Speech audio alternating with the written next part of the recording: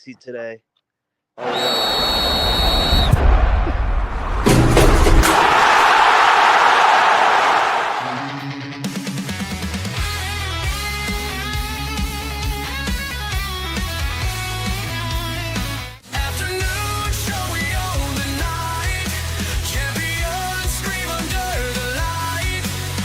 This is a great honor for every fan of the Dallas Cowboys.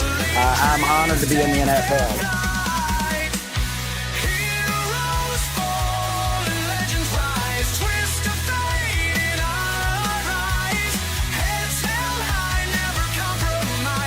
What can I say? Mamba out.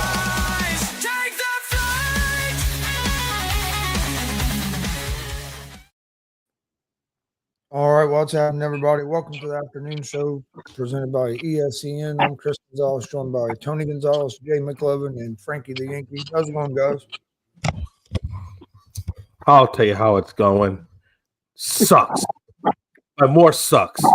Followed by more future sucks for the Astros. Because we are – I just want to get this out there before Frankie goes because I just want to beat him to the punch. Frankie, give me a little bit of latitude here.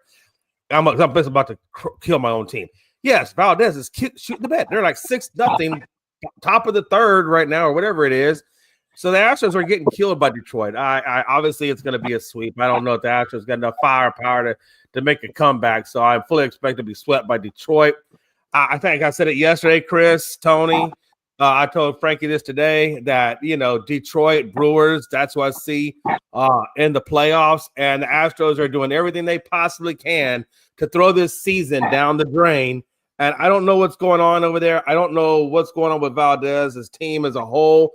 I'd like to blame it all on the manager, but I can't blame everything on the manager. Some of this is just players not executing. Valdez is not hurt. He's not limping. He should be executing. The fact that he's down 6-0 is ridiculous. I understand this is a good Detroit team, but Valdez knows his coach. It was his former coach. He should be doing much, much better than what he's doing. I expected much better. I did not expect 6-0. That's what I expect from a minor league pitcher or Eric Getty or even Christian Javier, who's coming back off of injury. I would expect that from them. I don't expect this type of start from a guy like Framber Valdez. I don't know. I told you this all, and Frankie, let this be a lesson. Don't do like I do, man. I ride that roller coaster of highs and lows, and I get all high. Frankie, you know how I do. I get high to high, and I get low to low. And I feel like sometimes I sabotage myself by that. I am a superstitious guy. Baseball is a superstitious sport. And for that reason, I feel like sometimes you just got to let it ride. Don't say nothing. Just let it ride sometimes, Frankie. When we start saying stuff, you know this, Frankie, that's when we start to tank. I don't know what it is about baseball and superstitiousness, but I fully believe in that crap. That's how I'm doing. Sucky.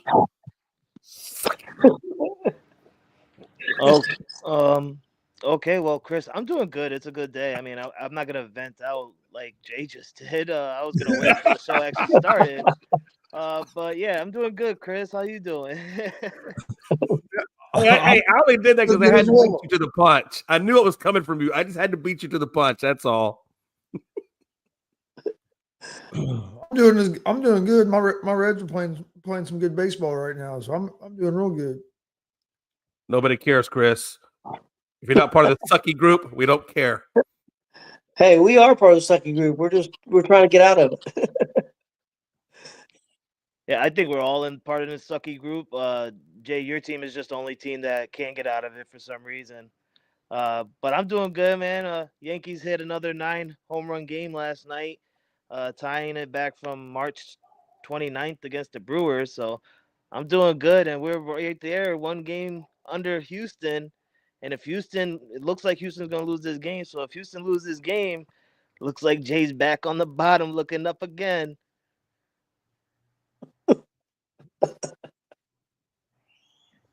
Oh, Lord. Yeah, I listened to the Reds game last night at work. I'm listening. They're up 4-1 when I start listening. And then they get the game tied up, and I'm like cussing at work. And then we come back and win the game. But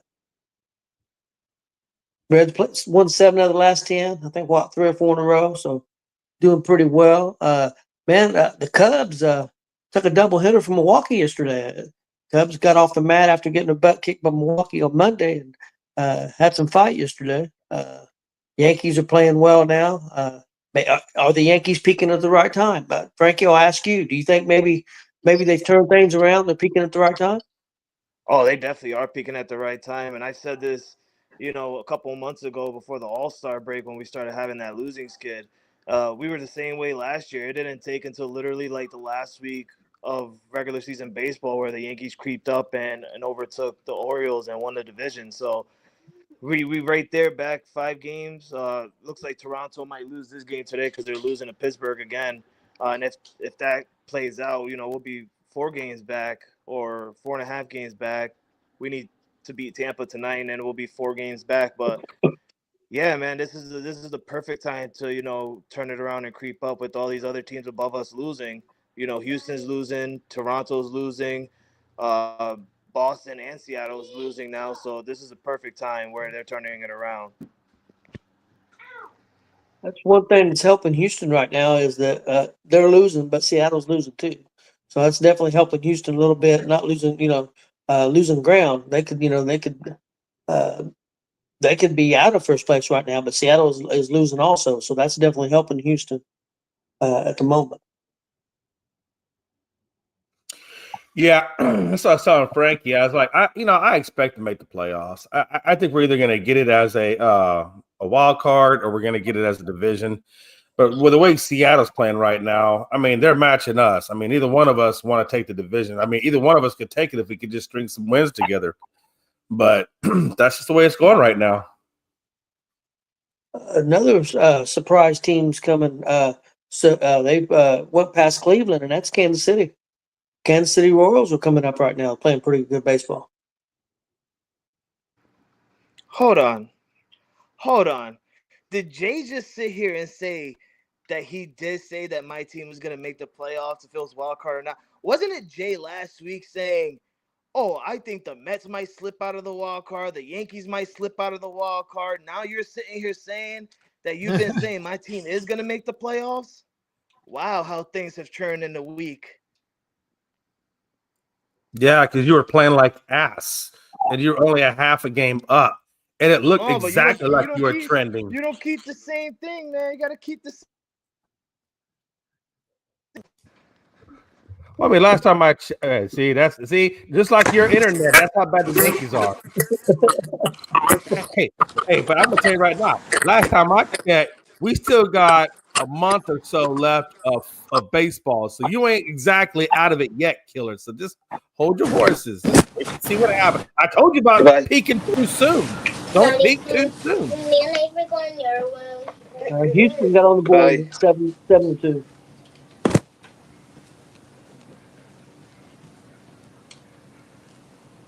There's Joe. I wonder what Joe's thinking about Houston. Yeah, me and Joe, we're in the same support group. He doesn't like it. We're consoling each other right now. He sends me text messages. I send him text messages. We work through our pain together. Just like you and Gonzo work through y'all's Reds pain. Me and Joe work through our Astros pain. That's how we do. Yeah, Joe, we are getting our butts kicked. Yeah, the Reds are starting to do kind of what I thought they would do. Because if you remember at the beginning of the season, I said that I thought if we could play good enough at the beginning of the season to stay within striking distance, I thought we'd have a chance second half of the season. Because I felt like the Reds would be playing better this time of year because you had a new manager. So the first half of the season before the All-Star break, you got Francona getting used to the players, getting used to his pitching staff, and all that, and you have the players getting used to the new manager.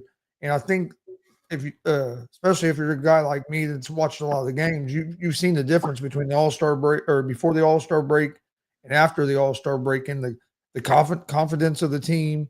I think even you're now starting to see some of the matchup stuff that Francona is doing, how he's managing the bullpen, and it seems like everything's starting to come together and around the right time of the year as well. So hopefully we can get another big win tonight. We won the series. We've started a 9-game road trip. We won the first 2 games. It'd be nice to get the sweep tonight, and then we get a day off tomorrow. And another thing, we didn't have to use our closer Pagan again last night. That we was able to give him another break.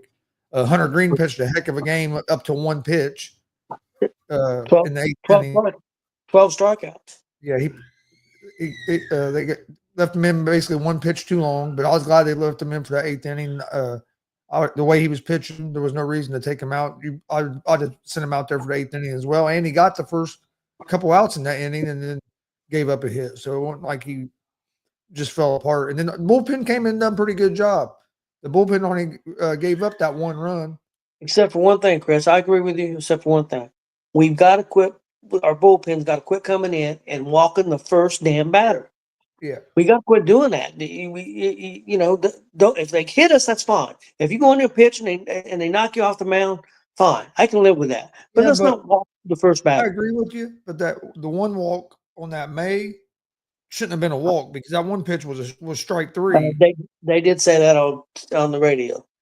It was definitely strike three. Like and they didn't call it, and then the guy fouls off two pitches because it was full count. Or that made it a full count. And then the guy fouls off three pitches, and then he walked him. So it wasn't just like a straight like 4-pitch walk. It should have been a strikeout. But right now, like I said, hopefully we can get a win tonight because we get a day off and we go to Diamondbacks. If we could just keep winning the series, we keep winning the series, we'll be right. We'll be where we want to be at toward the end of the season. Yeah, I agree with you. Hey, I told you to watch out for Kansas City, though, Tony. Them dudes on a 5-game damn winning streak right now. Yeah, if they're not careful, they might slide into the damn wild card. Yeah, Cleveland was coming, and now Cleveland's falling off, and Kansas City's heating up. So, yeah, we've got roughly 35 games or so left, man. There's still a lot of teams in it. I mean, besides Kansas City, Chris, is there anybody that do you think could get in there? So be a big surprise? Hold on, let me look at the standings real quick again. If I can get it to pull up, God damn it. What does the standings look like right now as for the wild card? Tony, do you have it in front of you? I got it. You asking for the AL or NL? NL, obviously. No, I'm sorry, I didn't know. So yeah, right now Chicago's got the top spot at plus 4.5, and then San Diego's right underneath them at 2.5, and then Mets are dead even, and then Cincinnati's 1 game back. Who's under Cincinnati? St. Louis, but they're 5 back. Yep. I think the Mets fly out, honestly. I hope so. That's kind of what I'm thinking. I'm thinking it's going to be the Mets. Just the way they've been playing, the way San Diego and the Cubs have been playing, especially after that double here with the Brewers. I mean, I think the Cubs. You know what's interesting about the Cubs is, and I didn't realize this. I didn't realize they benched Tucker. Have you been following that? I didn't realize Tucker was doing so bad. because his last 11 games, he's been batting under 200. I think he's bro. been I'm like, what the hell? Low 100s, no extra base hits, and too many strikeouts. So I'm wondering. Obviously, he's up for contract. I mean, this is not a good time when you're up for contract. I think the Mets. Go ahead, Chris. I think the Mets are going to fall because I think the Reds are going to make the playoffs. But a team that could I wouldn't count out yet is the Giants. I know they fell back a little bit, but they're a team that if they get hot again, they got a good enough pitching staff that they could make some noise. Frank, I didn't realize that the guy that we got on our team used to be a Yankee. That I didn't know Andujar used to be a Yankee. Yeah, Miguel Andujar. Yeah, I didn't know that. Yeah, Miguel Andujar is my boy. I missed him so much. He was on the Yankees 3 years ago. He was one of those players that we drafted and we gave him a shot, and he had a good start run on the Yankees, but then he ended and falled off, kind of like Aaron Hicks and all those guys. And then we just traded him away. I think it was for at that time I want to say Frankie Montas, because he went to the Oakland A's after that. Yep. Yeah, he's been killing it for the Reds since we picked him up at the trade deadline. He's hitting like he's been hitting close to 400 for the Reds since he joined the team. Well, I seen his stat line, and this season alone, I think he's at the low 300s hitting, and he doesn't even have much home runs. I think he only has like 3 or 4 home runs. So when you look at the numbers like that, that's on base hitting numbers right there. Like he's getting it, he's hitting it into the field and getting it. I'm really shocked at Miguel Andujar. Like I'm a real big fan of Miguel Andujar. You guys deserve a player like him, and I hope you guys are treating my boy Jose Trevino really well as well. That's my boy too. Trevino's been playing well for us. He's in a little bit of a hitting slump right now, but he was hitting real good. Well, our other catcher got hurt last night. We called up a catcher today. I just like how Kyle Tucker goes on a slump when Houston goes on a slump. Chris, is it right there? Fraley is Atlanta Brave now? What'd you say? I think Fraley's Atlanta Brave now. Oh, we got rid of Fraley today? I knew he was hurt. I think they put him on waivers or put him on whatever, and he got picked up. At least that's what I seen, unless it was fake. I don't think it was fake though.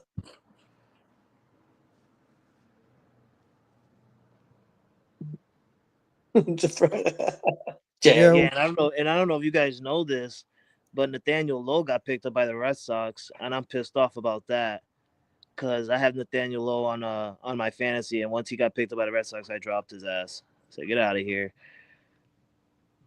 Yeah, it surprises me a little bit, but if you noticed, he hasn't been playing. He hadn't been playing. His playing time has went way down since Andujar, and then since we moved Marte to the outfield.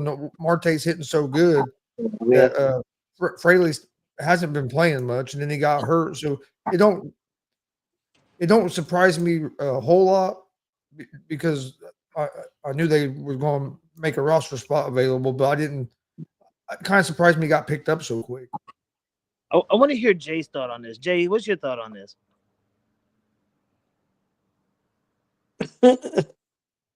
Yeah. No, I don't know much about Fraley, honestly. I mean, so I don't really have much of a take on it. That's more Gonzo's team. Unless he's on my damn fantasy squad, which I think I got. Isn't Abbott? Abbott's one of your pitchers, right? Yeah. Friedel. Abbott and Friedel. I got those two guys. Both of those are on my team. It's Friedel. Friedel, whatever. Frito, whatever. Hey, now, don't disrespect TJ. Come on now. I got the pitcher from the Reds who's on the IL right now. Oh, Lodolo. Yeah, I have him. He's getting ready to come back. Is he? Because I've been hearing news that he probably won't come back till October. Now they're saying that he's like, he's up to speed. I need to know.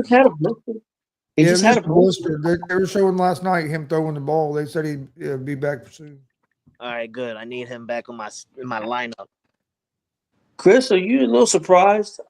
I am a little surprised that Green has come back and been so dominant. I mean, he's just killing right now. And his first 2 starts, 12 strikeouts yesterday. Man, he's looking really good, I think.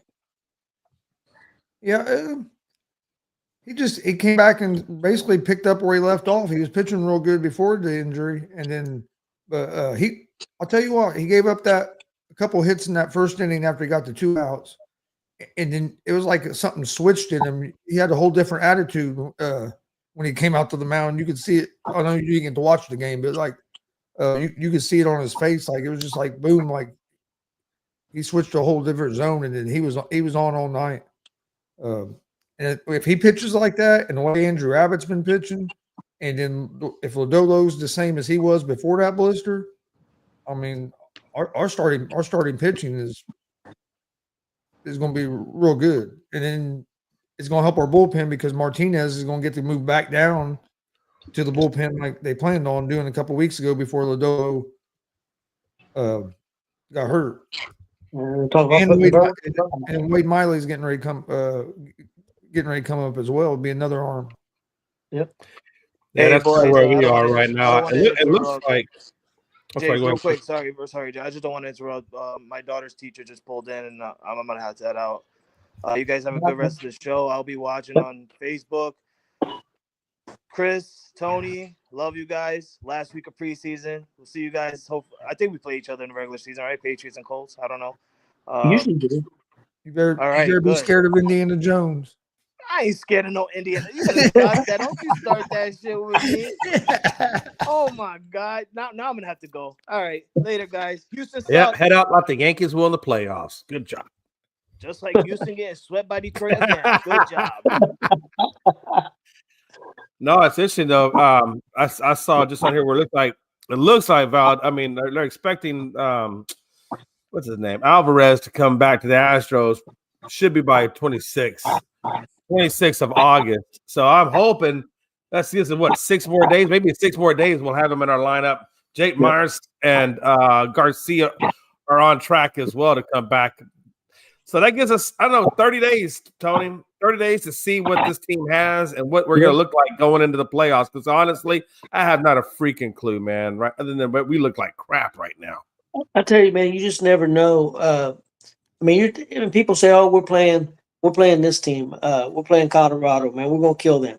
And then Colorado comes out and wins 2 from you, or sweeps you, or whatever. These are major league players, man. You just don't know. And I mean, you just don't know what's going to happen. I mean, right now, you guys are a good team. Houston's a good team, but they're playing Detroit. It's hot right now. It don't make no difference what you. It's like Milwaukee. Milwaukee, the way they was playing, won 14 straight. Won 5 or 6 straight.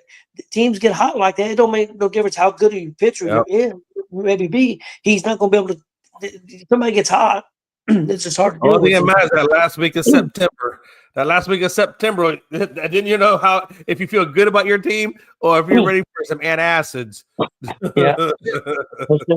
Dude, I don't know if anybody can beat this Chinese Taipei team in this Little League World Series. Yeah. They got some good pitching. They probably brought that COVID with them. And they pound the ball.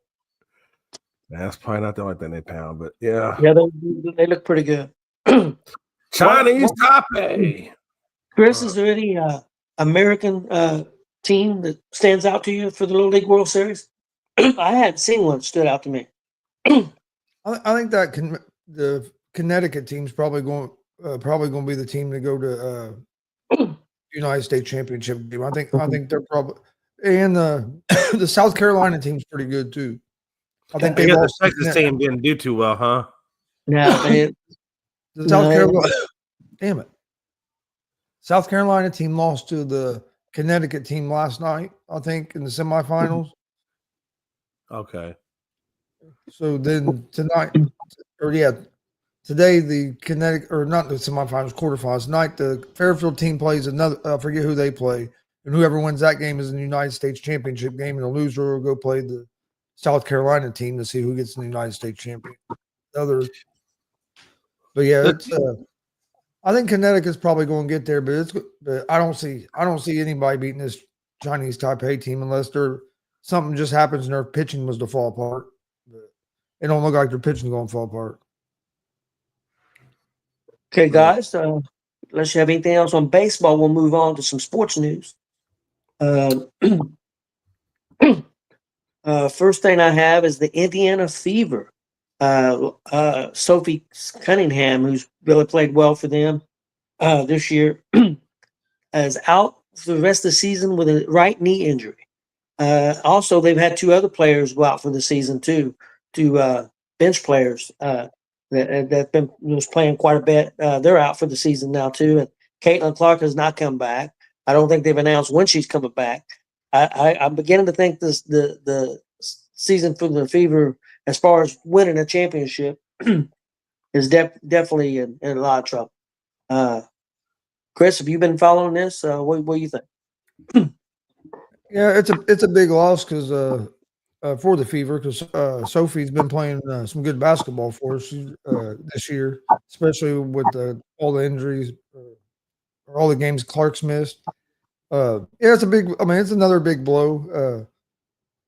It's been kind of the story of the season for the Fever. When they're healthy, they look pretty good, but they haven't been whole very often this season because either you have Clark out or you have or other injuries. It just haven't had that consistency of a lineup most of the season. So yeah, I mean, I think they are still probably going to make the playoffs, especially if Clark comes back. But making it as deep as a deeper run as I think they're capable of, if they were fully whole, I really don't see them going on a real deep run with all the injuries. But I mean, hey, that happens sometimes. I mean, that's part of the season. Is the luck of the draw on the injury bug. Sometimes the best team don't win the championship. Sometimes it's the healthiest team. That's a big part of it. Yep, that's true. Most definitely. Jay, what do you think? Yeah, I feel like what was the injury bug from the Pacers is somehow or another found its way into the Fever. That's what I think. I mean, it sucks because, you had Halliburton go down in the finals, and then, obviously you weren't able to take it because that was a huge part of your game. Without having Caitlin there, and not even having Cunningham there hurts you, and then not having Cunningham period going into the playoffs hurts you. So yeah, I think with the Liberty and the Lynx and all the other teams that are playing extremely high caliber basketball, without having Cunningham there, and even getting Caitlin there towards the end, coming off that injury, I mean, it just makes it really super difficult for you guys. Like Chris said, I do believe you make it into the playoffs. I think you're 3 games ahead of the 8th game or the 9th placed team. So I definitely think you make the playoffs. But I think, like Chris said too, I think without having Cunningham there for this season, yeah, you're not. I just can't see you going deep. Not against the competition that's out there right now. I just don't think you're having the firepower. Yeah, Cunningham been playing well. Not only that, she added toughness to the team. She added a spark to the team that it's going to be sorely missed. But she's a good player. I didn't realize how good she was. I got to see her play this year. I've been impressed with her. So hopefully she'll have. I don't know what you guys did last year. Did you guys was the Fever in the playoffs last year as well? Yes. Okay. It didn't go very far, but yeah, we was in the playoffs. Guys, move on from there. Noticed an article this morning, or maybe it was last night. ESPN looks like they almost got a deal done to acquire Major League MLB Network. And Chris, I want to get your take on this, and Jay also. But the MLB Network going to ESPN, also the Fox One. The partnership with them with a bundle with that new streaming service, the fact that they also got some NFL, not the ticket, but the what's that called, Red Zone, and also will have NFL games on ESPN. What do you? I mean, they're going to charge $29.99 for that new streaming service, but again, if you already got Disney, you can package that up, and I think. If you get Disney, Hulu, and ESPN together for like $35. So if you've already got Disney, or again, if you have ESPN already on your cable network, it's not going to cost you anything. But they're going to have a lot of NBA games. They're going to have. I think they're doing a pretty good job of building this. What do you think, Chris? I think it's a smart move by ESPN, and I think it kind of goes back to the same thing I said when they made the deal with the NFL. They know cable television is on the decline. There's not near as many people that get a cable television package anymore. Almost everybody is streaming anymore, so they know also that the biggest commodity right now is live events. Live sports, live events. That's what everybody's craving to watch. Well, by buying it, by getting the NFL Network, and even with the NFL owning 10% of ESPN or whatever, to me, like I said before, that's an insurance policy for ESPN, because you're going to get some preferential treatment from the NFL because you're linked. Same thing with the MLB now. Because just think about it. ESPN just lost what? ESPN Sunday Night Baseball. They just lost that. Yep. There wasn't going to be no more. Now you got a relationship with them. It's going. To me, ESPN is doing some smart stuff for the future. Same thing with WWE. You go out and you make that deal with WWE. and I think a lot of that was knew they were losing UFC as well, and you kind of replaced UFC with WWE. Yep. But it's also a smart move for the NFL and MLB because like the NFL Network don't make no money. The NFL loses money with the NFL Network. So by selling that media entity now to ESPN, they made a little bit of money off of it, and they own a little bit of ESPN. So it was a smart move for them. And I'm sure MLB don't make no money off the MLB Network either. Yeah. So I think it was a smart move for them. I mean, I know how. I'm not one that would pay the $30, or I should say, I'm one that don't have to because of the way I watch it. But if I was going to get the app, I would get it because it's the stuff that I watch. Like I watch it, and that's why I watch sports. I think it's smart. I still think that the $30 is a little steep. But I mean, doing the bundle thing is smart, and I think FS1 was smart doing that with ESPN because right now Fox Sports is struggling bad. Yeah. I mean, like hell, I turned on FS1 this morning. They were at like 9 o'clock, and they were showing yesterday's First Things First at 9 o'clock this morning, and then they were showing after that they were showing yesterday's Colin Cowherd, and then at noon they finally have a live show on Fox Sports. Yeah. Well, they got rid of a bunch of shows, and they haven't. Yeah, and I know that they're getting ready to relaunch, but it's just like they're struggling. So it was a smart move by them. I think to bundle with them, but yeah, I think it'll work out for ESPN. Streaming is the way to go, or is the way everybody's going right now. But I do think that they're hurting themselves with if you have a cable package or if you have where you automatically get it, because I understand that there's a lot of people that don't have that, but also that's a lot of money you're losing that would be purchasing your app. And when you're first trying to launch an app and get people to buy it, it's hard to give it away free. Yep. Jay, what do you think?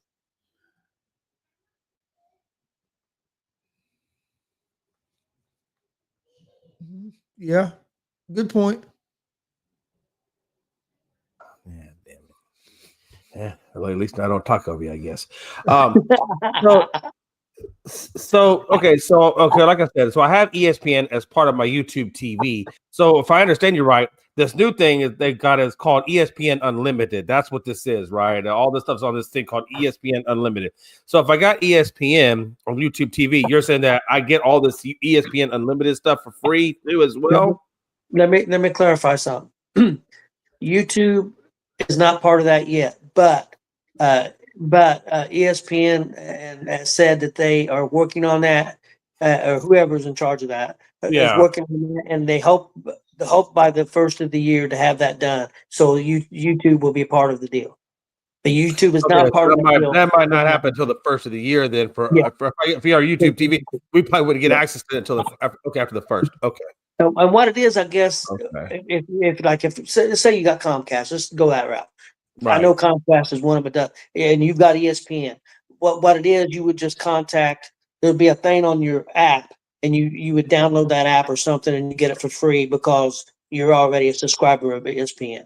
And it'd be the same way if YouTube does make a deal with them, they have to come to agreement, and it'd be the same way. You wouldn't charge you any extra. What you'll do is you'll download the app, and then it'll ask you who's your cable provider or whatever, or what, and then you'll put that in, and your cable provider will give you like the information. You'll put that little password and code in, and then boom, you'll get it. I got you. Okay, so after the first of the year, then I would imagine, like you said, I would just download the ESPN app onto my phone, and then I could add in the information. Then yes, okay. And I would assume with Major League Baseball, they have a lot of baseball games on their channel, so they would be also on that ESPN channel now. And the same thing with NFL Network. Any games that they have, like them games that they have on Sunday morning at 9:00 in the morning, them games will be on ESPN now. So there's going to be a lot more NFL and they have a lot of NBA. So they're going to have all sports, hockey. They're going to have everything covered now. Interesting. Okay. I like it. I think if you are like if you're a person who has YouTube TV, or if you have, I guess, access to ESPN, then obviously it makes it a lot easier, right? Especially if they acquire Major League Baseball Network, because then I get all my football, my baseball under that one umbrella, like you said, instead of having to go out and buy, all these other different entities, which to me is crazy expensive. I would think somebody said if you wanted everything, all your sports and stuff for 1 year, it'd be like $1,500. I'm like, I told Melanie that, and she said, "Oh, hell no." I said, "Yeah, pretty much." Yeah. So I knew that wasn't happening. She's like, that's a trip to Cancun for two. I ain't doing that shit. So all right, guys. Let's move on to the NFL. I had a question for you guys. Coming into this year, who has more pressure? We're going to go the 4 teams in that division. Minnesota with McCarthy, the quarterback. Chicago with their quarterback Williams. Detroit with their quarterback Goff. And Green Bay, the quarterback Love. Which quarterback has the most pressure to win this year? Jay, I'll let you go first.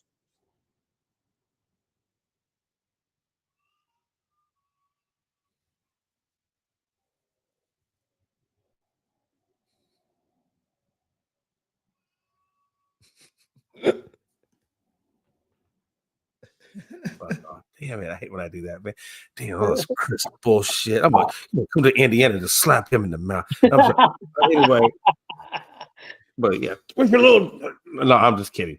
Let me get back on track for a minute as Chris gives me that stone look. Every time Chris gives me that look, I just it's hard to look at Chris in the face, man, because it pisses me off. But no, back on track. I don't think there's an issue with Goff. I think Goff's fine. I don't think there's an issue with Love. I know he's coming off that surgery. If there was any complications or anything like that, I think things would be reported already by now. So it looks everything's okay with Love. I don't really see an issue with Love. I think Love is fine.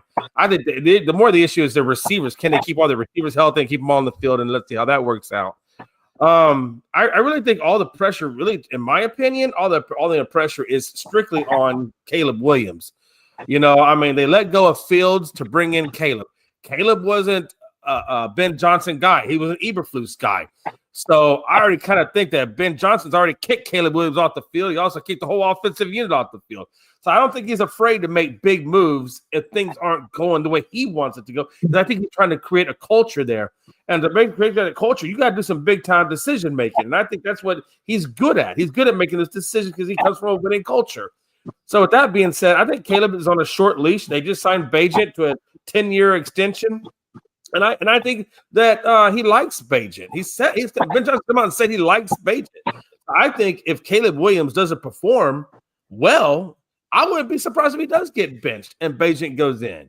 I have no doubts in my mind, and I wouldn't be surprised if he continues not to perform, that Ben Johnson's going to be like, "Hey, this is my team. This is what I want," and. I don't know, man. Let's see what happens. But I definitely think he's under the most pressure for sure. Chris? I was going to say Jared Goff because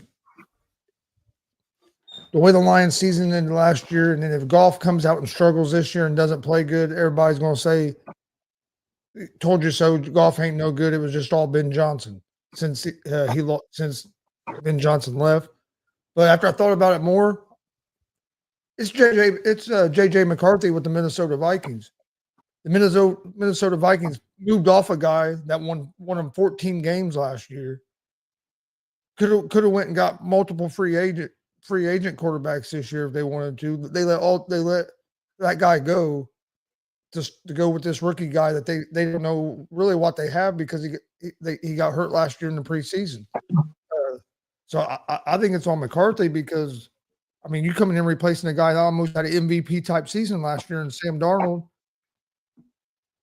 So I'm going to go with McCarthy because of all the pressure basically that the Minnesota organization kind of put on him by basically saying this is our guy, even though we haven't seen him play at all yet. So I'm gonna go with McCarthy. Yeah, I can make an argument for all four guys. Like you said with Goff, because one thing, that window could be closing for Detroit if they don't start. If they don't win a championship this year or maybe the next year. I mean, you don't stay at the top that long. Most teams don't. So I mean, I can make an argument for Goff. Williams is definitely. I mean, he's definitely got to take strides this year. If he don't take some big strides this year, who people are going to be wondering if he's a bust. Love is interesting. I mean, they had a better year than what people thought last year, so people are going to be expecting him to do that again this year. And if he doesn't, and Chris, you said McCarthy, and I don't disagree with you, but would it be more if let's say they will only win 9 games this year, 10 games this year?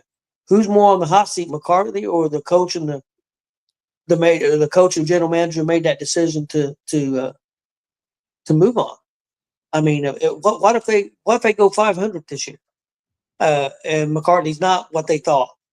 Wasn't the guy that made the decision to move on from that quarterback? Do you think he could be on the hot seat?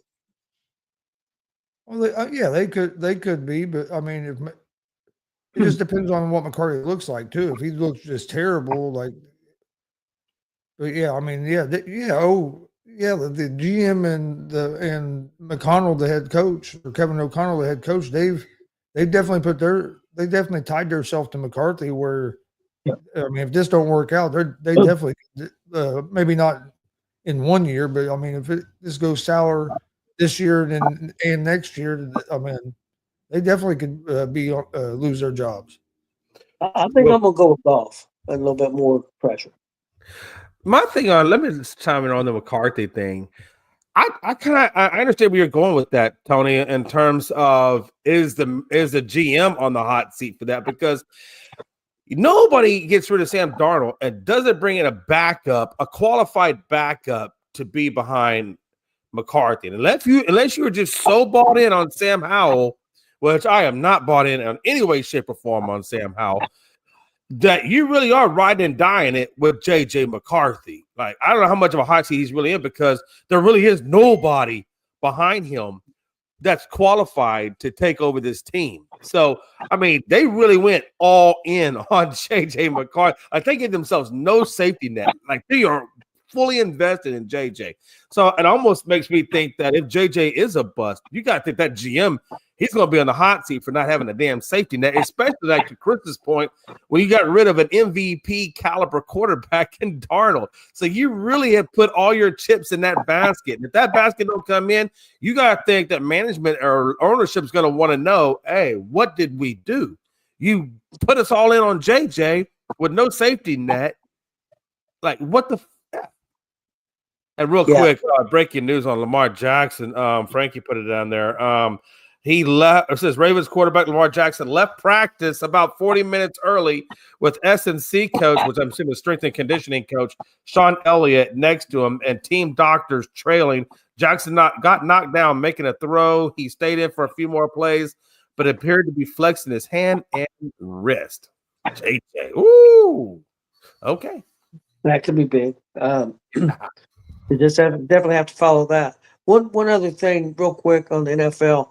I haven't seen much of Jackson Dart. I've seen him in college, but I hadn't seen him. But I seen some video package today, and I tell you what, man. And I know he was playing against second and third stringers, but some of the passes that he threw and some of the stuff that he did, he looked really, really good. He looks really, really good. So keep an eye out for Jackson Dart. I got a feeling you may see him play a lot of games this year. Not going to say he's going to be the starter, but I think you'll see him play quite a few games this year. I think it's very possible. Jay, I think you wanted to, before we move on, wanted to talk a little maybe a little college.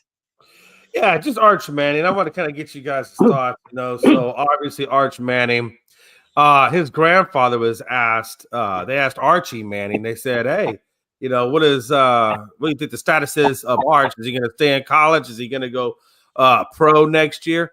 And he said that, and he quote unquote came out and said that Arch Manning, his grandson, is fully committed to the 2026 season with the Texas Longhorns, and which Arch Manning then had a rebut to that when they asked Arch about it. And Arch says, "I don't know what he's talking about, and basically never didn't say anything like that. So there's a lot of controversy, I think, within the Manning family in terms of what is Arch going to do. And I think, like even Bo was saying earlier, if he goes number one, I don't know how you don't come out, because what if you go back for your second year, and what if you poop the bed your second year, or things don't go right as it did your first year? That's a lot to gamble with when you're the number one pick.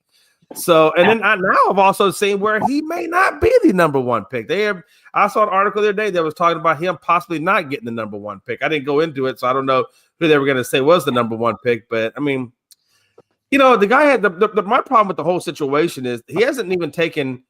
He hasn't been even a starter one full season. He's got 4 preseason games under his belt, which he completed. I think he's got 1,000 yards. I think 10 or 12 touchdowns, 2 interceptions.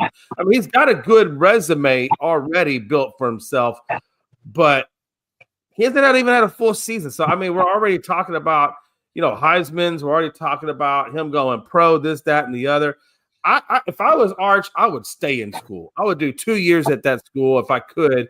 But I also understand that when you're the number one pick, if that's what they're slotting him as, that's really hard to turn down. So I'm curious to see what Arch does. I hope he stays till the 2026 season, but we'll see. What do y'all think? I think it depends on what kind of year he has. I mean, what if he has a great year and they win a national championship? If he's going to be a top 3 pick, I don't see how you stay. That's just my opinion, and it's not even the fact that you might shit the bed next year. You might get hurt.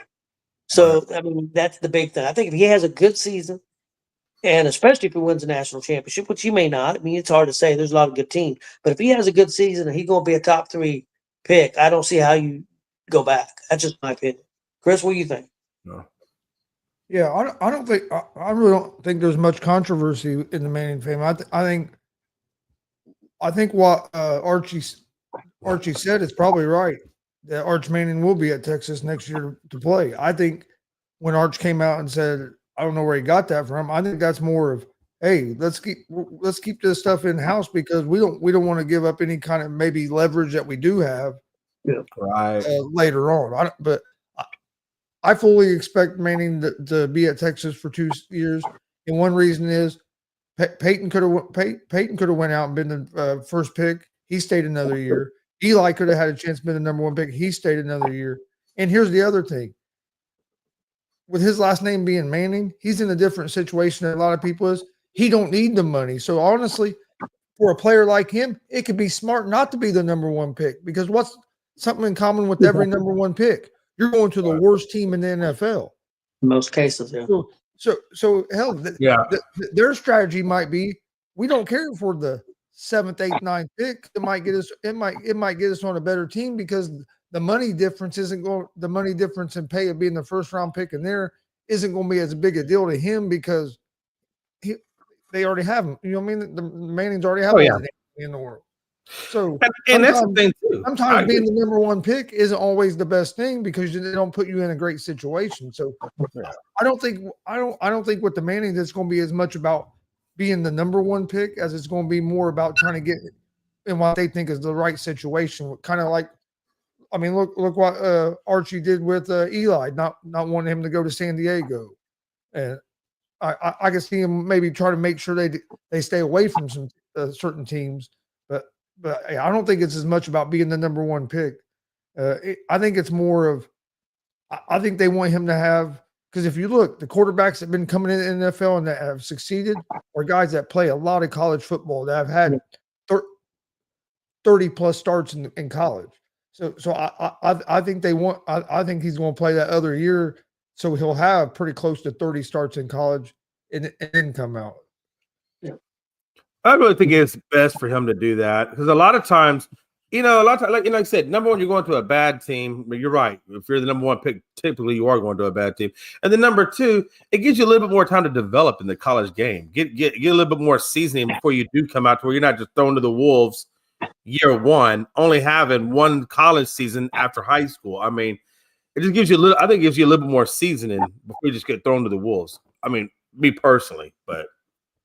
And that's a good point, what Chris said, because I wasn't thinking about it. I mean, I know his last name's Manning, but like you said, he can go back to college and make as much money that he's going to be making now that he could make in the NFL for a season. So especially being a rookie. So yeah, I definitely see where you're coming from. Okay, guys, which one to do first? You want to do the hot seat, or you want to do top 10 favorite foods? I'll let Chris decide that. Well, you only got about what 10 minutes, so I say let's do the No. hot seat. Well, I don't have to get rolling today, so but we'll do the hot seat and then we'll see where we're at. Okay, because Ronan goes to his mom's today. I'm only gonna do 4 because the one question I didn't do. We'll save this one and we can do some research on it. I was gonna do it, but I didn't do no research. The question I did have was, who is your Cy Young this year? Who you think will win the Cy Young this year? I didn't do my research to even look at the pictures, so we're gonna table that one. So we can do some research and get a better opinion on it. So my first question is going to be, who would be your NFL surprise team this year? Who would you pick to be the surprise team this year? Chris. I'm going with the Denver Broncos. I think Denver Broncos could be a team that goes on a real deep playoff run this year. I like Bo Nix. I was high on Bo Nix before what he done last year. I told you when he came out of the draft, I thought he could end up being be the best quarterback out of that draft class. I think he took a big step last year with Sean Payton during his rookie season. I think he's going to make another big jump. Their defense was real good last year, and they made some pickups to even get better. I think Denver's a team that nobody's really talking about a lot that could be that could end up have a real good season. Team I'm gonna pick. I'm not picking them to go to the Super Bowl or anything, but I think they've got a good chance to make the playoffs. That's the Arizona Cardinals. I like their offensive line. I like their defense. If the quarterback can stay healthy, they got a good young wide receiver. I like Arizona to maybe make the playoffs. What about you, Jay? Yeah, I'm tossing back and forth between. I do think, like, especially since Bo Nix just had that week-long study session with Drew Brees, which, let's be honest, guys, man, Drew Brees is a hell of a quarterback, and if you're going to get a week-long study session that Sean Payton set up, Bo Nix was already looking good last year. You get a little bit of tutelage with a guy like Drew Brees, and I mean, especially since Drew Brees knows Sean Payton's system, and that can really help out exponentiate that growth factor or accelerate that growth factor from year 1 to year 2 is incredible. So I do like what Denver is doing. I think they're one, but I also feel like Daniel Jones. I think Daniel Jones in Indy. I'm gonna look at Indy. You know, he don't have to be the best quarterback. He just has to be able to not turn the ball over, protect the football, complete your passes, especially with that new tight end of Warren that you got. Yeah, man. I think Indy's going to surprise some people. I think a lot of people are counting them out because that quarterback controversy. Some people may be counting them out because maybe they don't believe in Daniel Jones. But I could see something there. I really could. So I'm gonna toss up. I'm gonna go with Denver only because of the fact that they are in a team or in a conference with Kansas City and Chargers and stuff like that. And so that's a really tough division to compete in. So I'm going to go with Denver just for that reason. But look out for Indy. I know I haven't said it to you guys, but look out for Indy. I think Indy's going to make some noise. I would not be surprised if they made it into the wild card, easily make it into the wild card and make it the playoffs. Okay. Who will be a breakout star in the NBA this year?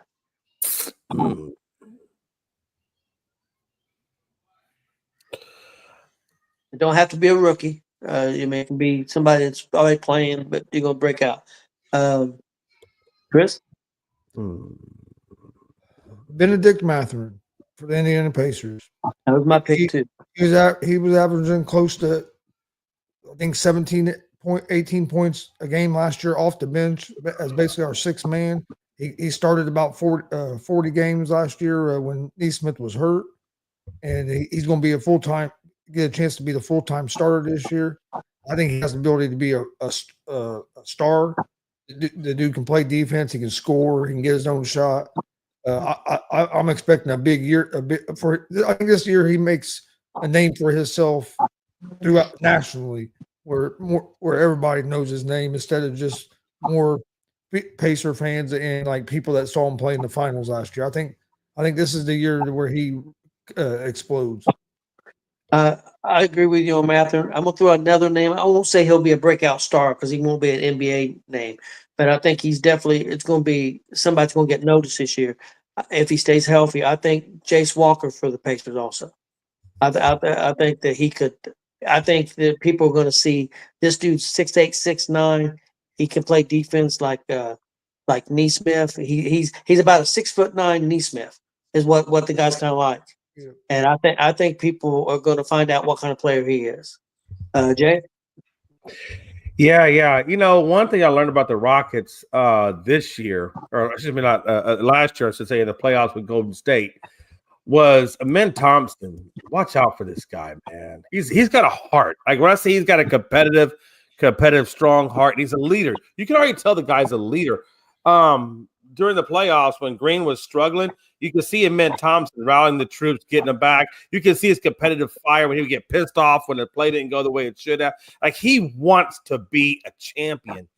And I think now that Jalen Green has been moved on to the Phoenix Suns and Dylan Brooks has been moved on to the Phoenix Suns, that's going to open up a big-time opportunity for Amen Thompson to get more touches on the ball, for him to put his stamp on the game right there with Van Fleet and Durant, because Durant, he's not going to be the leader. He's just going to be your three-point knockdown guy, right? I really think that's what they're going to have Durant do. Not that he doesn't have defense, can't do other things, but I really think they brought him in for that three-point shooting that he can do because God knows we were lacking it. But look for Amen Thompson to have a breakout year. I think he's going to get the ball a whole lot more, and I'm really expecting big things from him. Okay, guys, this is an NFL one. Who would you add to your NFL team right now? You can add any player to your team right now. Who would it be? Jay? Player that's playing right now or any player ever? Just do both. Oh, we're doing both? No, let's do it. That's too easy, though, because everybody's going to say, like, you want this great deep. Like, I know I need defensive edge. So I'll be like Lawrence Taylor, whatever. Okay, let's just do playing now. I'd rather do it play it now because I'll tell you right now. I'll take Aiden. I would take a healthy Aiden Hutchinson to complement Micah Parsons on the other side of that damn defense to help our damn defensive pass rush. I'll go. I would like to have. Well, hopefully he's not hurt. I would like to have quarterback Lamar Jackson. Chris? Josh Allen. Okay. Josh Allen's a good one. Yeah. That's a good one. Okay, I think I got a good one here, guys. I'm going to be interested. I think I got a good one here to see what you're going to pick. You cannot follow this sport for a whole year. NFL, NBA, Major League Baseball. Which one are you giving up for a year? That's easy for me. That's easy for me, too. Yeah, that's easy for me. Okay, Chris, what would it be? NBA. It'd be NBA for me, too, because Halliburton's hurt. If I'm talking about this year. Now, if it was another year, I don't know what I would pick. Even if Halliburton was hurt, because I watch almost every Reds game, and I mean, it would be. I guess it'd be a little harder, but with the success the Pacers it would be NBA. It would be NBA because part of the NBA season, I can watch NFL. You get in a lot of the MLB season, there ain't no other sport for me to watch. So yeah. I have to have my MLB. So yeah, it'd be NBA. It'd be NBA for me too. What about you, Jay? Well, after 30 years of hell and lots of jacked up TVs, my wife would probably appreciate it if it was NFL for me because honestly, the way the Cowboys are constructed right now, I already know what the outcome is without even watching it. So why would I want to go watch my own depression Nah, I'm good. I'll bypass the depression this year. At least I know that the Astros got a fighting chance, and at least I know the Rockets got a fighting chance to get into the playoffs. But with the Cowboys, that's just straight depression. And I don't like Jerry Jones. I can't stand Jerry Jones. Hell, it says it right underneath my damn name. So yeah, I'll take it. I'll take a year of not having depression. Sure. Give me 1 year of not having NFL. That'd be fine. Hell, I might even be better. I might not drink as much. Okay, guys, let's do the top 10 favorite foods real quick. What do you guys think was voted the top food? What's number one? Tacos. Hold on. Are we talking like categories, like, for example, Mexico's top food, or are we talking like a specific item? Just an item. And I'll give you number 10. Number 10 was macaroni and cheese. So macaroni and cheese is 10. I'll give you something to go off of. Tacos. Number 9 is tacos. Number 9? That's bullshit. Tacos should be a lot higher than 9. Chris, you want to know what I'm pissed off about? My favorite food ain't even barbecue's not even on here. Top 10. What's up? Well, Pizza. I was going to say barbecue, but now, all right, I'm going to say number 1. I was going to say pizza's probably number 1. It's number 1. I was going to say fajitas. Not on here. Shit. Steak. Steak I thought it was kind of low. Number 7. Damn, yeah. Pretty much anything vegan. I doubt you guys. Anything vegan. I don't think there's any way you guys will guess number 2. Huh. Damn, I don't. Chicken. Fried chicken's 3. Fried chicken. Now I can see. Oh yeah, fried chicken. It's an easy. I don't know how I didn't think about that one. Damn. I still can't believe tacos was 9. That's crazy. Everybody eats tacos. I can't believe fajitas aren't on the damn list. Don't we all eat fajitas? I mean, damn. Golly, Chris, I don't know, man. Hot dogs? Pizza, chicken. Nope, hot dogs ain't in there. God, everybody loves hot dogs. Yeah, I'm not. Spaghetti. Spaghetti's not on the list. That's an Italian food. Sorry, Joe. I was gonna say chicken tenders. Yeah, Joe said spaghetti too. Yeah. Nope, no chicken tenders. All right, guys, I'm gonna give you 9, 8, 7, and 6. Oh, one more. Let me get one more. Collard greens. Nope, not on there. Number 10 is macaroni and cheese. Number 9, tacos. Number 8, bacon. 7 was steak. 6 is French fries. What we got left now is 2, 4, and 5. There's no way. I don't think there's any way you guys guess 2 or 4. Mashed potatoes. Nope. Chili. Nope. And I think number 5 is low. I think 5 should be. Well, barbecue would be one for me. It's not on there, but I could see this number 5 being number 2 or 3. I can't believe that's not on there. Barbecue should absolutely be on there because I was going to say brisket or pulled pork. Yeah, ribs or rib. Yeah, how the hell is ribs not on there? I know, man. Ribs. Okay, guys. Give you one more guess piece, and then I'll give the list. I hate to say this, but I bet salad's on there. Nope. I thought all the vegans would have salad on there. Okay, I'm gonna give you a hint. Sweet. Sweet and sour pork, Chinese food. No. it's a sweet. It's like it's okay. Sweet and sour pork. He was all about that sweet and sour pork. You got excited. Hey, I love a good sweet and sour pork. Nobody loves sweet and sour pork, man. Damn. Ice cream. Ice cream's number 2. Yeah. What we got left now? 4 and 5. What? It wouldn't be that bad a list if you move steak up there and tacos up there because I like ice cream at the top. I like chicken. Okay, guys, I'm gonna give you the list. Here we go. Number 1 was pizza. Number 2 is ice cream. Number 3, fried chicken. Number 4, chocolate. Number 5, hamburgers. Hamburgers is a popular food. I mean, who don't eat hamburgers? Guess that one. Yes, I thought hamburgers should have been up higher. 6 French fries, 7 steak. I thought steak should have been higher. 8 bacon, 9 tacos, 10 macaroni and cheese. Chris, your top 3. What would be your top 3? And it don't have to be on this list. I mean, you can use this list or you can use other stuff. Ooh. Top 3, probably tacos, barbecue,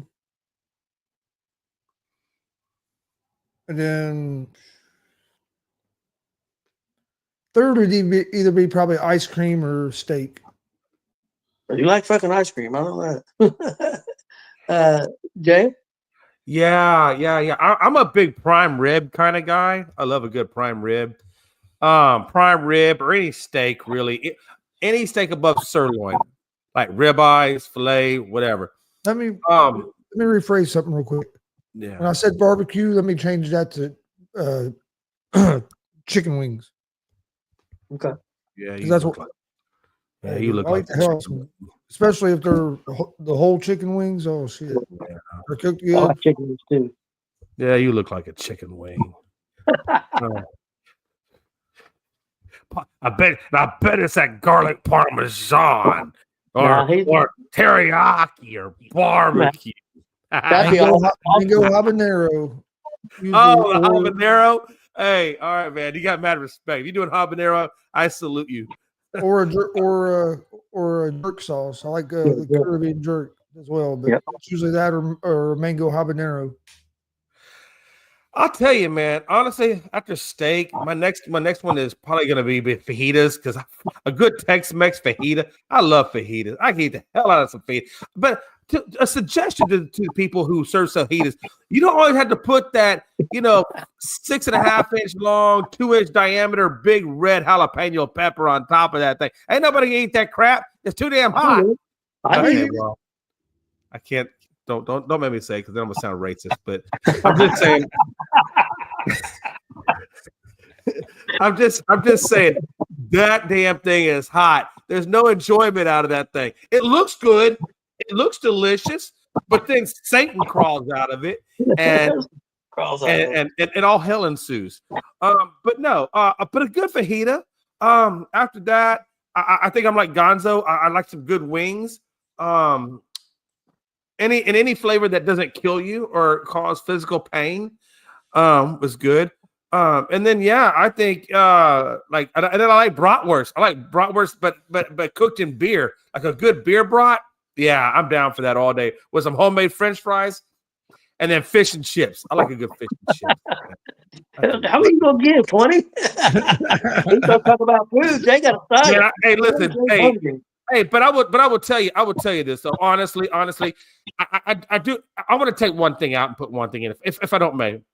I love steak, I do, but not as much as I love barbecue. I really got to put barbecue in there, but I want to be very clear about this because barbecue is a very generic term, right?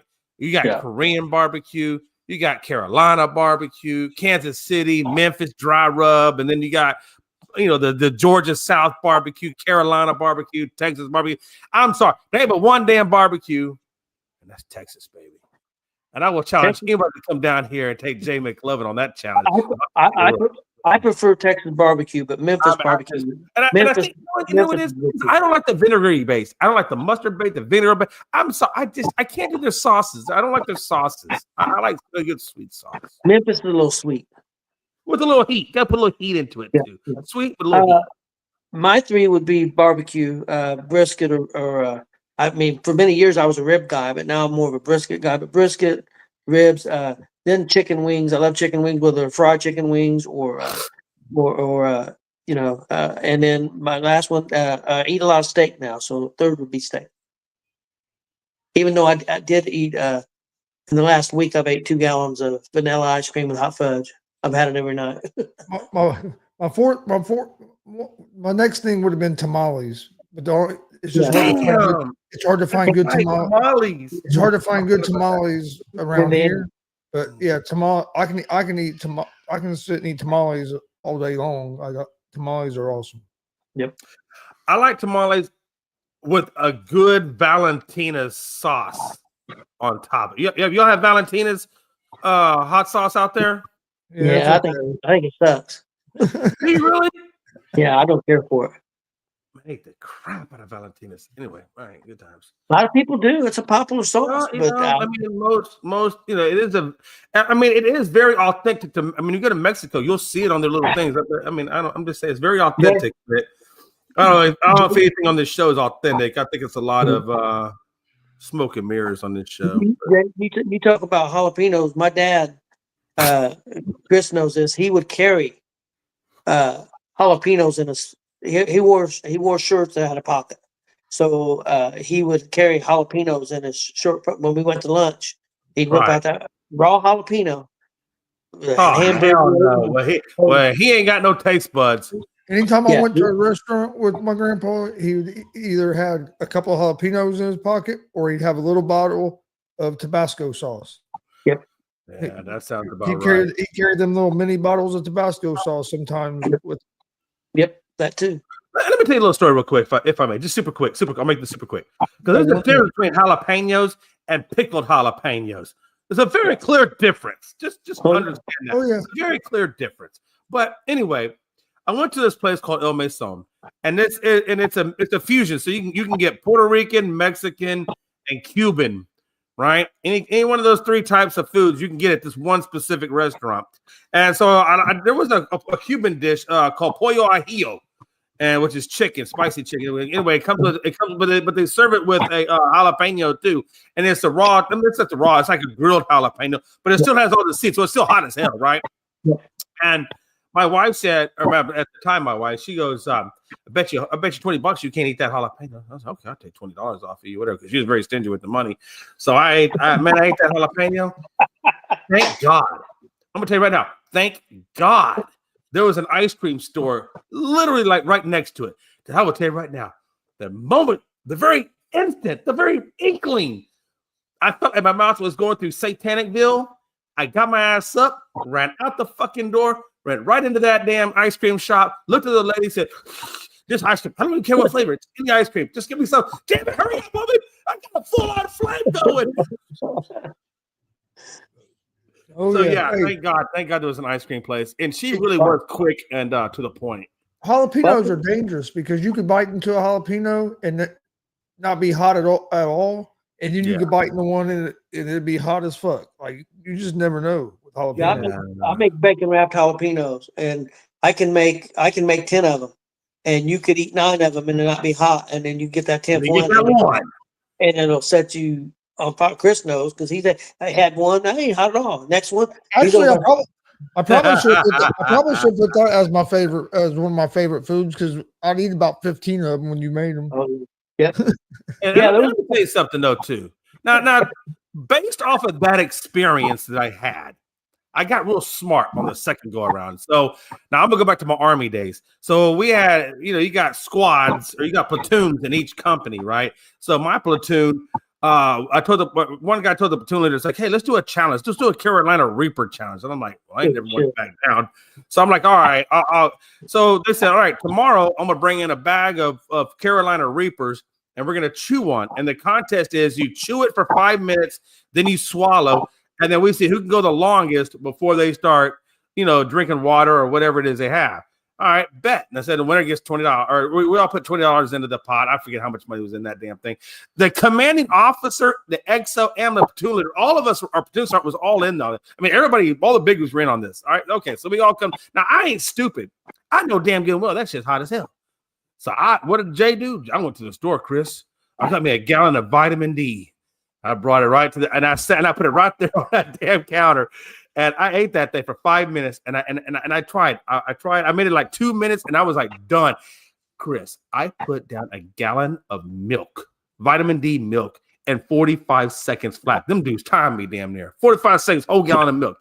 Could not. I mean, I was, and then finally got rid of it. But the funny thing about it is, so I went around the corner, and right where the bathroom is right next door to where the commanding officer's stateroom is. And he had a big 55-gallon drum trash can in the middle of his office. All of his clothes were off except his pants, and they were unzipped. And he was wrapped around that damn trash can like in the fetal position. I'm serious. He was in a full-on fetal. Dude, hey, he was And then he went to go in the fetal position. It was a fetal position. I had never seen a grown ass man be in a fetal position around it. Oh, Chris went on a little trash Yeah. can, but I've seen him in the fetal position before. I've seen him in the fetal position for a couple of days. He ate some of that flashbang sauce. And it tore him up. And then one time, he ate some damn chicken wings, and it got him. And he threw up on my damn radio that I had in the bathroom. I said, "Who wouldn't- threw up on my radio?" I didn't throw up because of the chicken wings. I threw up because No, we were he taking, took when he was drinking. But yeah, Threw up chicken wings. threw up because we decided it was a good idea to take a shot of fucking vodka for every round this boxing fight went, and it went Oh, damn. like fucking 12 rounds. So yeah, That's like 12 shots. Yeah, you already got one in the bag. Yo, There's hey, some- but do you want to know what the worst experience of my life was? So we go into this Thai place in Washington, D.C. We go into this Thai restaurant. And I'm gonna tell you right now, anytime you see ghost pepper #1 in a Thai restaurant, that should be your first red flag that this is probably gonna be stupid hot. The next thing is if the waitress asks you if you want your ghost pepper chicken Thai spicy, that should be your second red flag. Yep. All I can tell you is, Chris, listen, that lady, I said, yeah, I'll try your Thai spicy ghost wings. And she said, are you sure? Because most people, they don't want Thai. Oh, no, I'll do Thai spicy. I'm good. That's fine. She brings that plate out. And the way it's set up, I'm facing the kitchen. Like there's no door. It's just a little curtain, but the curtain was open. So you can see all the people that are making the food. So you can see all the way in the kitchen. Anyway, she brings the plate out. She puts a plate in front of me. She stands there for a little bit, and then she walks away. But she kept looking at me the whole time. And I put 2 of those little Thai chicken pieces in my mouth. I chewed it up. I drank all my thing, and I put them on. And then all I know is I went like this, and she came over, and she goes, are you okay? I said, I think I'll take the regular one. This shit hot as hell, and I'm burning. And she goes, you cannot watch this. You cannot make this up. She goes, American pussy. And all the dudes and all the cooks in the kitchen are looking at me, and they're like, oh, and they're pointing. Dude, the whole damn restaurant is pointing at me because I didn't want the Thai spicy shit. And she called me a pussy. Yeah. Medical I'm pussy. surprised. You can't eat no ghost pepper. Anyway, I'm just saying it's pretty bad when you got a whole restaurant laughing at you. I'm just saying. Yeah. Oh Lord, let's get out of here. That's all I guys. got. It's all the embarrassing moments of my life. yeah. That's what it is. No, I bet there's more now. Oh, there really is. The other end of it is when it comes out the other end, it's never good either. It's never a good experience. Just saying. That's all I got, Chris. Hey, if you like today's content, make sure you give Gonzo Sports Room a subscribe and a like on their YouTube page, and give ESEN a like and a subscribe on our Facebook page. That's all I got. And the last thing I got to say is, if you do go to a Thai restaurant, no matter what you get, don't ever get Thai spicy. It's just a bad idea.